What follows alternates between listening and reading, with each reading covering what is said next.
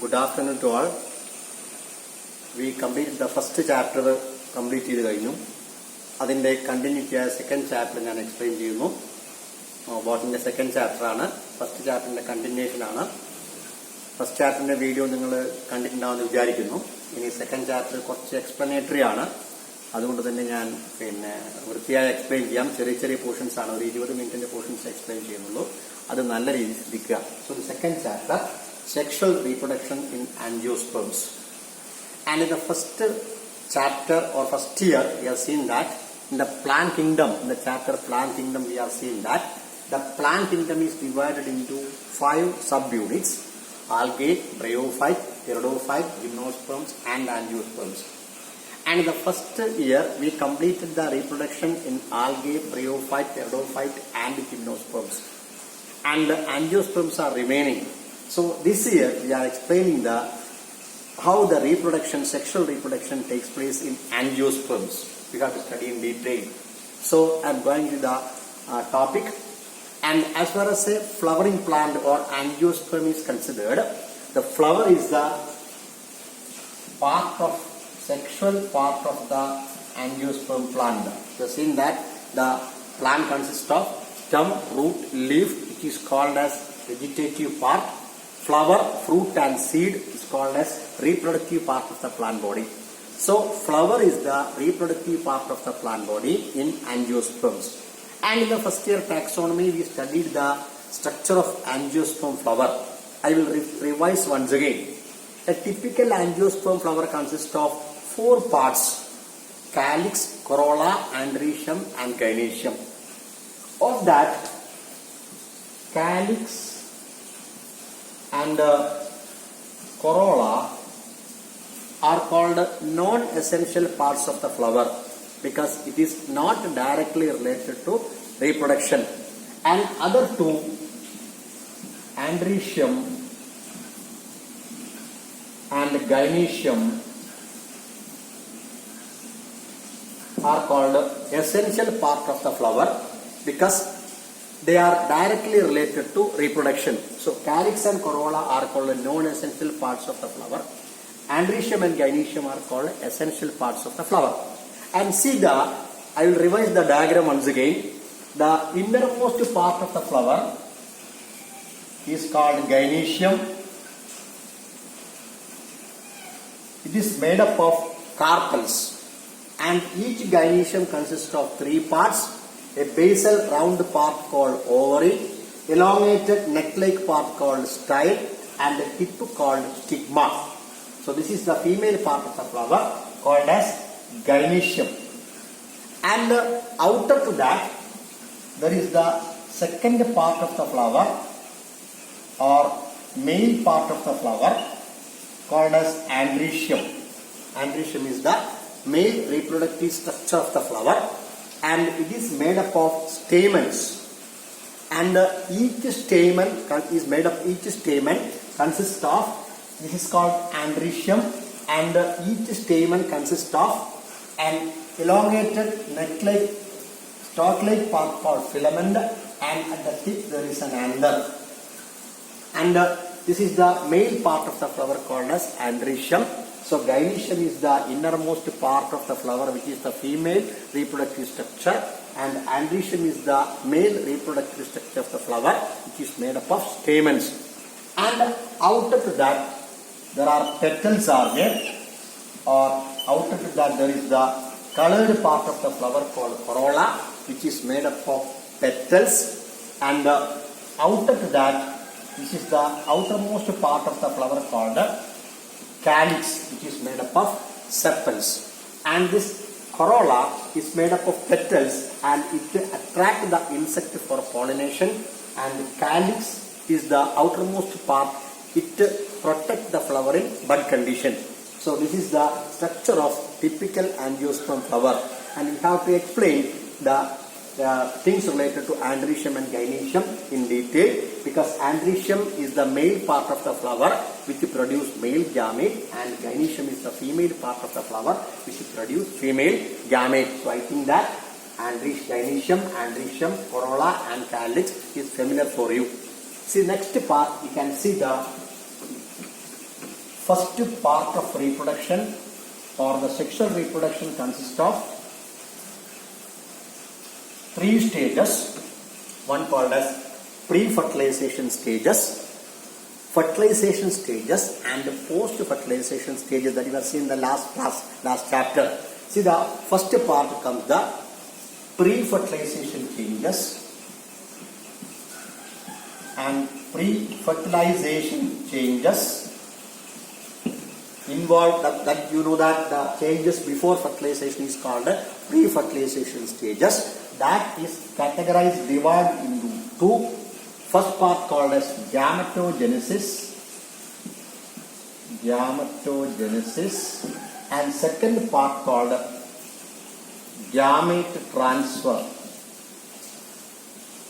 So the pre-fertilization stages are divided into 2 parts. So the stages before fertilization is called pre-fertilization stages. That include gametogenesis and gamete transfer. Gamete ഉണ്ടാവുന്ന പ്രോസസ്സാണ് gametogenesis. ആ gamete transfer ചെയ്യുന്ന പ്രോസസ്സാണ് gamete transfer. So we can go to the first topic called gametogenesis. And gametogenesis can be divided into 2. You know that there are 2 types of gamete, male gamete and female gamete. And first of all, we have to see the formation of male gamete, formation of male gamete and formation of female gamete. Formation of male gamete is called as microsporogenesis. And the formation of female gamete is called as megasporogenesis.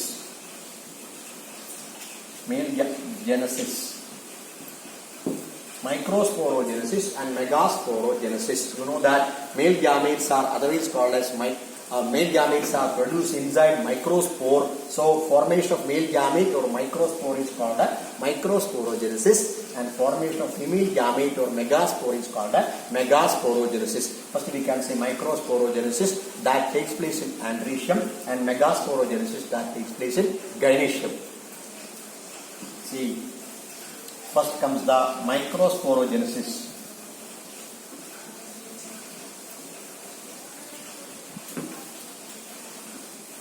First comes the microsporogenesis.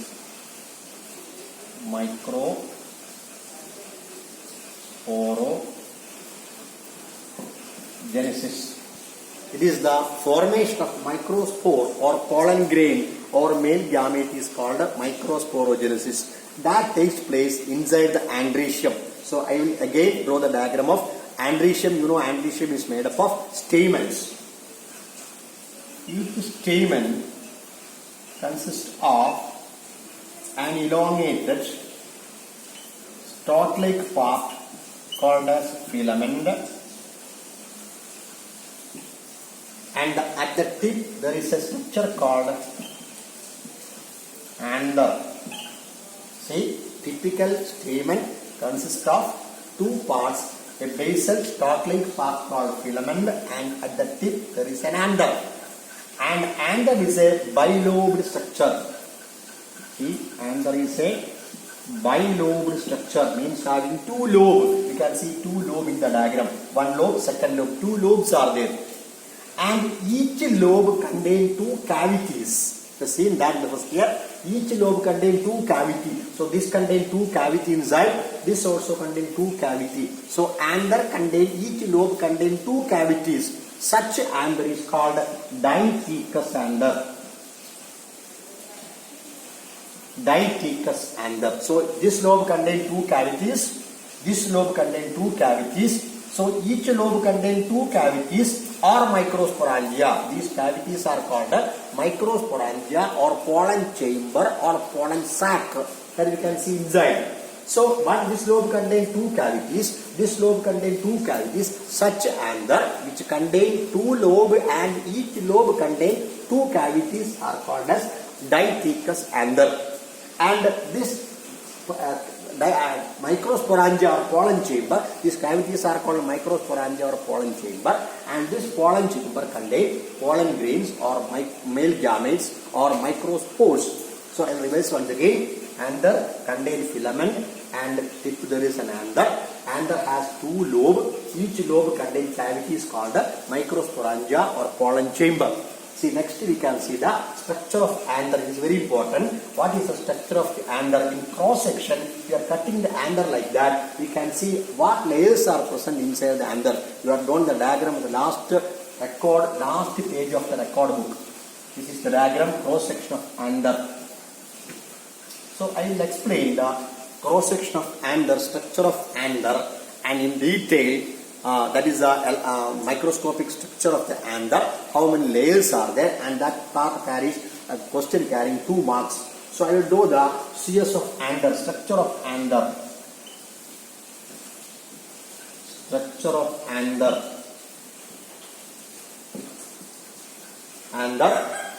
Structure of anther in cross section. You have to draw diagram. Diagrams are present in the textbook. You can download that and see the structure of anther. And see, anther, young anther consists of a mass of cell like that. When the anther becomes mature, it develops a 4-lobed structure like this. And in cross section, the anther can be visible like that.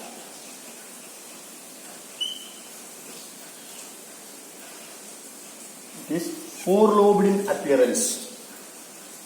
And in cross section, each lobe consists of cavities called microsporangia or pollen chamber. You can see in cross section, you can see like that. It contains cavities called microsporangia. And see, the wall of the anther is very thick and it is multi-layered because it has to protect the pollen grains inside. Pollen grains or male gametes are very important in reproduction. So to protect the pollen grains, inside these pollen grains are there. So to protect the pollen grains, the wall of the anther is very, very thick. And see which layers are there. See, anther wall consists of 4 types of layers. Outermost layer is called epidermis. See, I will draw the diagram if possible. See, outermost layer is called as epidermis. One layer of tissue called epidermis. Epidermis, this is the outermost layer called epidermis. Inner to epidermis, there is another layer called endothecium. I don't know whether you can identify it or not. Endothecium. One layer called endothecium. This is the endothecium. And inner to endothecium, 2 or 3 layers of middle layer. 2 or 3 layers of middle layer like this. Middle layers. And innermost layer is called, this layer is called middle layers. Middle layers.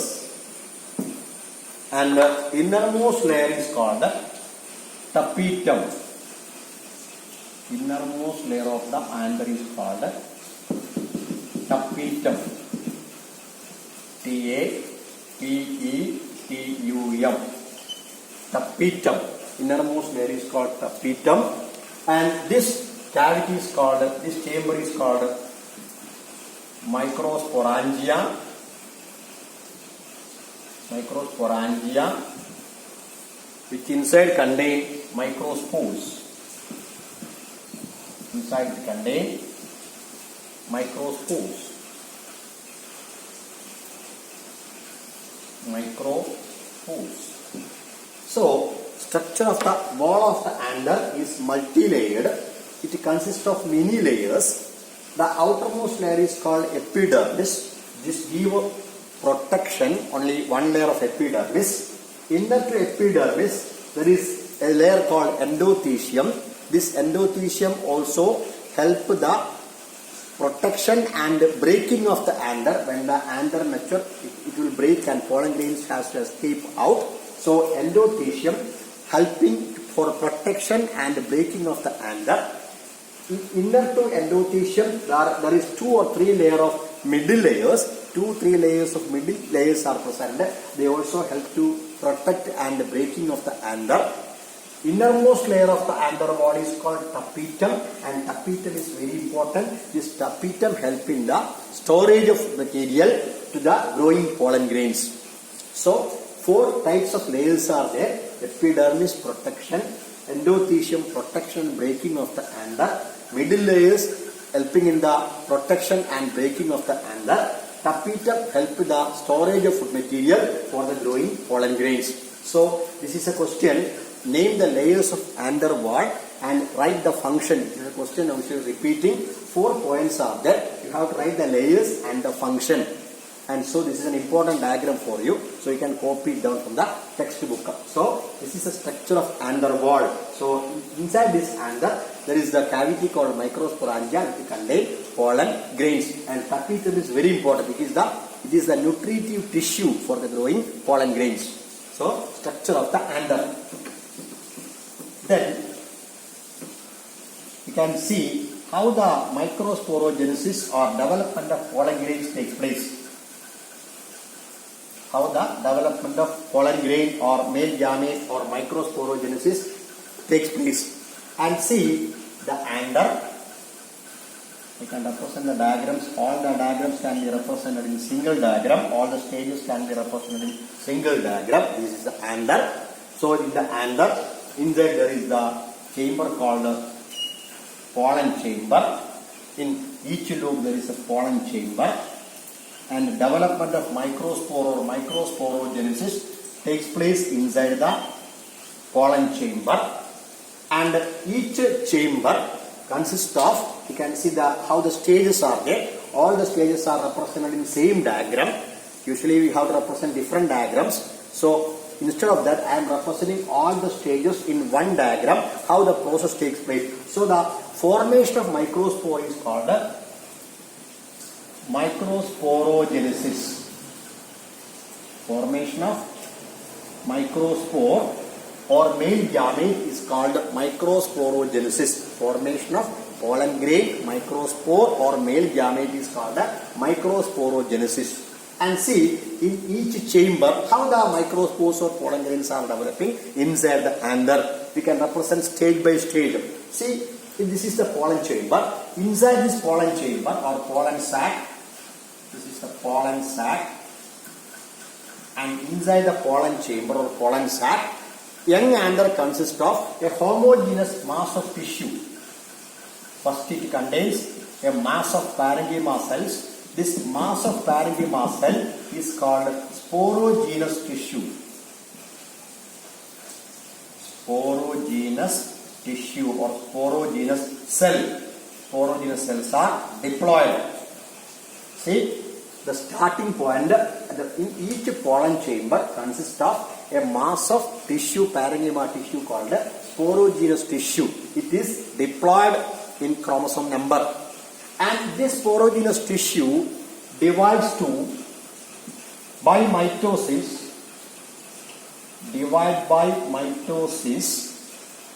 into microspore mother cells. To increase in number, it divides by mitosis into microspore mother cell, or we can call it as MMC, microspore mother cell. It is also diploid. This sporogenous tissues are less in number. So to increase in number, each cell divides by mitosis many times, and resulting cells are called microspore mother cells. See, sporogenous tissue divides by mitosis to form microspore mother cells. And each microspore mother cell is diploid. Each microspore mother cell divides by meiosis. During gamete formation, meiosis takes place. Divide by meiosis into 4. Each divide by meiosis into 4. Resulting cells are called microspores. Microspore mother cell divide into 4 microspores. See, divide into 4 microspores. Resulting cells are called microspores, and these microspores are usually haploid. You see, microspore mother cell divide by meiosis, so the resulting cells are called microspores. Meiosis has been completed, so the resulting cells are haploid in chromosome number. So, microspore mother cell divide into microspores, and these microspores will remain together called as microspore tetrad. If the microspores are remaining together, it is called a microspore tetrad. Or sometimes this microspore may separate into 4 separate, so called as microspores. So microspores will remain together, or they may be separate. If they are remaining together as 4, called as microspore tetrad, or they may separate. Then this microspore, so I represent one microspore, which are called microspores, which are haploid. These microspores, the nucleus of the microspore divided. The microspores divide into 2, a large vegetative cell and small generative cell. Divide into 2, each divide into 2 by mitosis. Each divide into 2 by mitosis. Into, see, these cells are in 2 cells, small vegetative cell and a large cell called generative cell. Vegetative cell and generative cell. And pollen grain, a microspores at this stage is called as pollen grain. See, microspores at this stage is called pollen grain, which is haploid. So this is the formation of microspore or microsporogenesis. So I will revise once again. Microsporogenesis is the formation of male gamete, or microspore is called microsporogenesis, and that takes place in the andrecium and anther. In each anther contains cavities called as microsporangia or pollen chamber. First of all, microsporangia contain a set of parenchyma cells called sporogenous tissue, which is diploid. Sporogenous tissue divide by mitosis into microspore mother cells, which is diploid, and each microspore mother cell divide by meiosis into 4 haploid microspores, and they may remain together as tetrad, or they may separate, and each microspore divide into a small vegetative cell and a large vegetative cell and small generative cell, and microspores at this stage is called pollen grain. So this is the formation of pollen grain, which is haploid. When the anther mature, pollen grains mature, the wall of the anther will break and pollen grains will come out. So remaining topics I will explain in the next class. So just to explain, there are 4 stages are there. You remember the 4 stages. It is a question carrying 2 marks. Sporogenous tissue, microspore mother cell, microspores, and then pollen grains. Of this sporogenous tissue is diploid, microspore mother cell is diploid, microspores are haploid because they are produced after meiosis, and pollen grains are also haploid. Then pollen grain contain 2 cells, a large vegetative cell and a small generative cell. Pollen microspores at this stage is called pollen grain. Okay, thank you. I will continue in the we explained 2 things. I have explained. One, the structure of anther wall, and another process, microsporogenesis, how the microspores or pollen grains are formed. So we can continue next class. We have to explain the structure of pollen grain. That I will explain in the next class. Thank you.